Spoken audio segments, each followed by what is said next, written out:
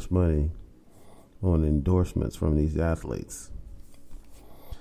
But anyway, if you got a multi-year contract, you'll get your money.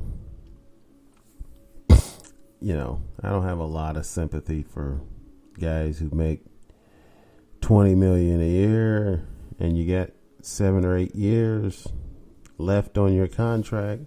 Yeah, you're going to miss out on millions of dollars this one season, but think about the guy who just got called up from AAA, and this was his opportunity to make something happen for himself and try to help the team win. And now, you know, not only does a pandemic hit, but riots and protests all over the country. So baseball may not make it back. We'll have to wait and see, obviously, but the players and the owners are still haggling about money and what the season's going to be reduced to. They had 82 games, 50 games, and 114. Now, I don't think the 114 is the way to go, but I might be wrong. That was the players, what they wanted. The union wanted that 114 games and prorated salary. The owners, they wanted 82 games. They proposed 82 games the first time. And then the players like, no, how about 114? Now they're saying, we want 50. So they're just going to go negotiate the season right away if they keep it up. They're playing now on ESPN. I think they made the documentary. And this is right after The Last Dance, which everybody seemed to love.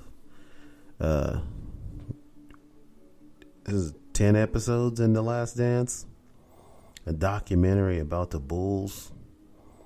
Last season that they won the championship with their dynasty with Michael Jordan and Scottie Pippen. That was on over and over again on TV, which everybody seemed to be enjoying it. So I don't think it was a problem. But now they have Lance Armstrong documentary, which is only 2 or 3 episodes, which I remember when a documentary was just one show, not 10 episodes. The Last Dance was good. I watched most of it. I didn't see them all, but I watched most of it, and it was pretty good television, especially in a time where no new shows are being created except the late night hosts doing the shows from their home. You know, The Last Dance was welcomed, and it was something that I never done before, watched, knew about some of the stuff that was going on in The Last Dance. I mean, I'm not a Bulls fan. I'm a basketball fan, but I was a Michael Jordan fan because he played for the team that I root for in college, the North Carolina Tar Heels.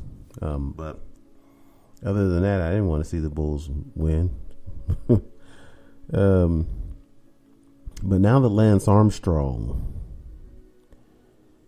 documentary is on, and I don't understand why. I don't get it. I don't understand why Lance admitted to taking performance enhancers. That was the first dumb thing that happened. Yes, I know what you're thinking. How about him taking it was the dumb thing?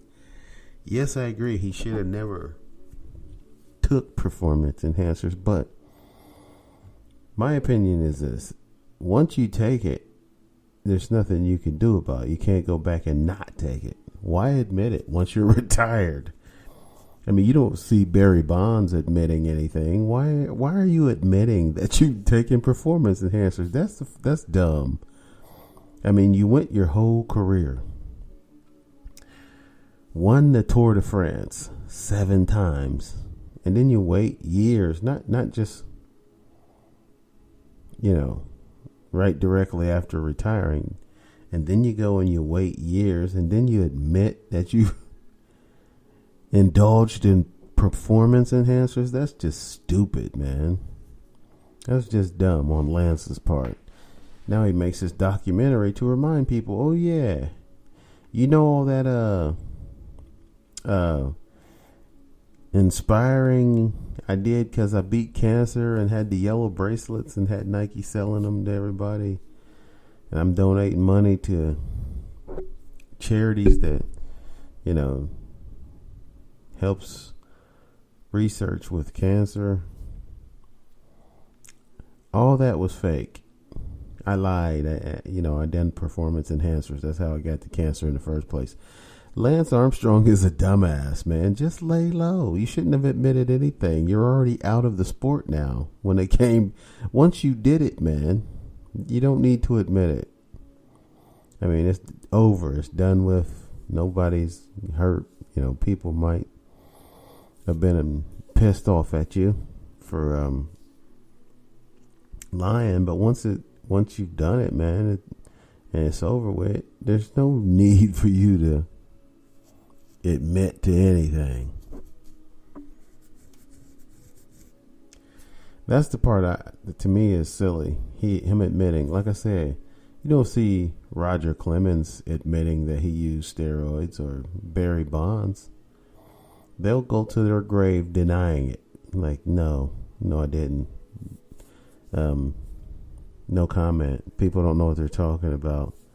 Okay, that's nonsense. You know why? Because they're retired now and you can't prove it. So why admit it, Lance? Why admit it? You're retired and no one can prove that you did what they say you did, even though, yeah, we know you did it, but they can't prove it.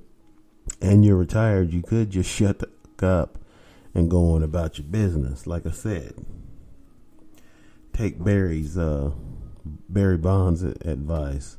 Just don't say anything. People could say, hey, Barry, you're a terrible jerk for using steroids to enhance your baseball career. And he can be like, F you, shut up, stupid, and go on about his business. He could do that. That's what he's doing basically anyway, by not admitting it. People have been wanting Barry Bonds to admit that he used performance enhancers for a long time, and he's just not doing it. So I would have stuck to that if I was Lance Armstrong. I would have never admitted anything. I would have been like, okay, you guys can say what you want in the media, but that's just rumors. That's what I would have done if I was him. I wouldn't admit it. I think he's giving himself more trouble than it's worth to admit it. So Lance Armstrong's got his documentary on ESPN right now. I don't remember what it's called, but he's only got like 2 or 3 episodes of that thing, which still is a lot to me. Like I said, I'm used to documentaries that only have 1 episode. Sometimes it's a long one, like 2 hours or something, but nah, I mean, 10 episodes of a documentary, it must be pretty compelling. And I guess the story with Michael Jordan is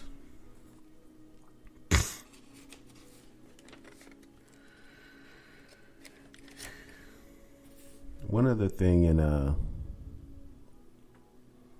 sports, and I think I already mentioned this, and that was John Bones Jones. That was his nickname, Bones Jones. He's an MMA fighter in the UFC.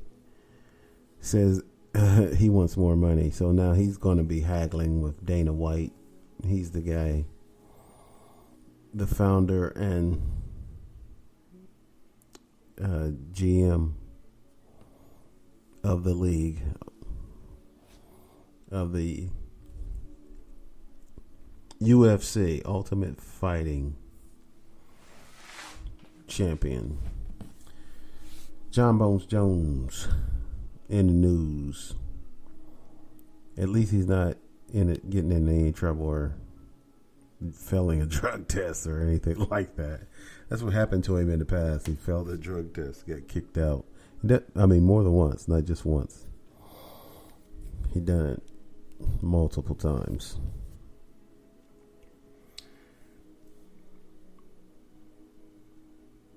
So we'll keep you posted on what happens with that. For those of you who are MMA fans, John Bones Jones, I thought he was about to. He did get suspended for. I just bring that up if I was Dana White. Did you get suspended for like a whole year or something? Now you want me to pay you more for that? You know, we got a rep to uphold, man. That's what I would have said. All right. I want to give you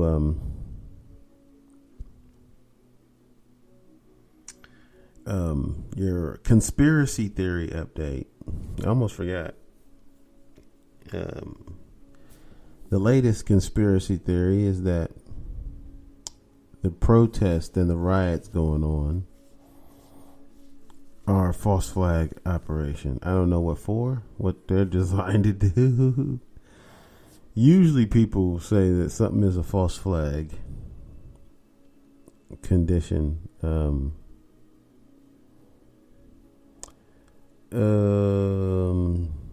When it has to do with shooting, they say something's false flag, and then they say, see, the government's coming after our guns, which is never true, actually, because they would have had them by now.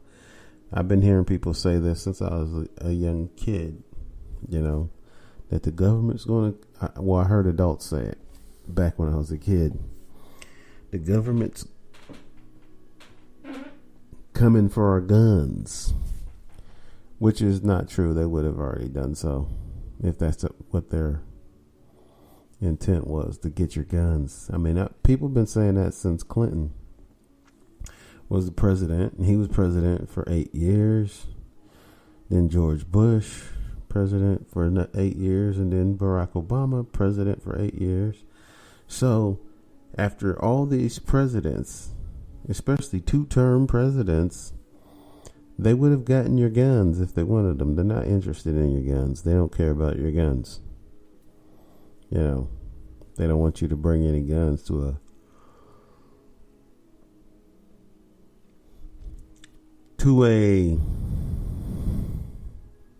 protest, but the government's not trying to take your guns. So the latest conspiracy theory doesn't even make sense about the false flag operation. It doesn't make sense, because what's the objective in this situation? So I don't know. I forgot to get the objective from the silly rabbit who told me that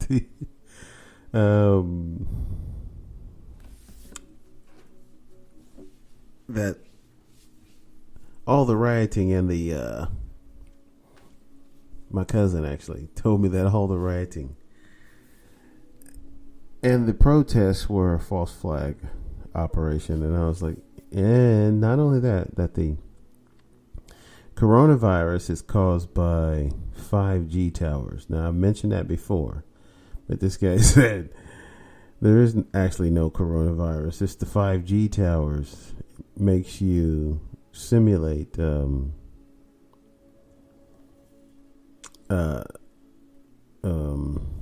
what did he say now? 5G towers causes symptoms. That's what it was. 5G towers cause the symptoms of a virus, and there's not really a virus. That's the latest nonsense out there. I've heard about the 5G stuff before. I never got